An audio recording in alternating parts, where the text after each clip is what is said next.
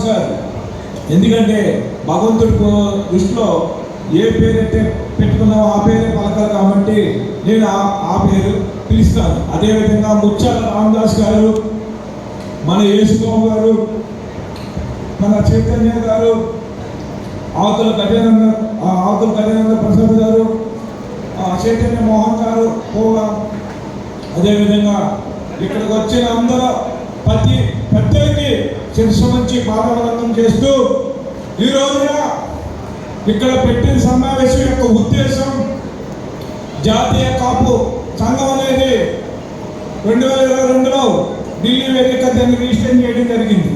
ఎందుకంటే నేను ఆలోచించింది ఏంటంటే ఆంధ్ర రాష్ట్రంలో ఒక సంఘం ఏర్పడితే కొన్ని సంఘాలు అలా చెప్పుకుంటే 300 పైబడి సంఘాలను ఆంధ్రప్రదేశ్లో ఏం సాధించామంటే ఒక్కరోజు మీటింగ్ సాధించాం, తర్వాత ఏమైపోమో ఎవరో కనిపించాం. కానీ ఇదే ఎందుకు పెట్టానంటే పెట్టింది మొదటి రోజు నుంచి నేను భూమి మీద ఉన్నంత వరకు, ఈ భూమి మీద బతుకున్నంత వరకు ఈ సంఘాన్ని వదిలే ప్రసక్తే ఉండదు.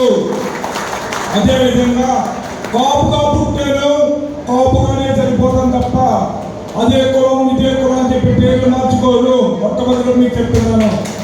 ఎందుకంటే చాలా మందికి తెలియదు కాపు యొక్క విలువ, కాపు జాతి అంటే చాలా మందికి తెలియదు. ఇవాళ కాపు కులాన్ని అందుకుని చాలా మంది బాగుపడిన ఉన్నారు ప్రపంచవ్యాప్తంగా. అదేవిధంగా ప్రతి ఒక్కరికి నేను చెప్పింది తెలియజేసింది ఏంటంటే నేను పెట్టాను ఏదో పెట్టాను చూస్తాను అనుకుంటున్నారు, కానీ చూపిస్తాను. పవన్ కళ్యాణ్ గారు అన్నట్టు ట్రెండ్ అనేది మనం ఎవరో చెప్తే పోదాము, మనం చెక్ చేయడానికే ఈ జాతీయ కాపు సంఘాన్ని ఏర్పాటు చేయడం జరిగింది. దీని యొక్క ఉద్దేశం ఏంటంటే నేను హైదరాబాద్ ఉంటాను, పశ్చిమ గోదావరిలో పుట్టాను,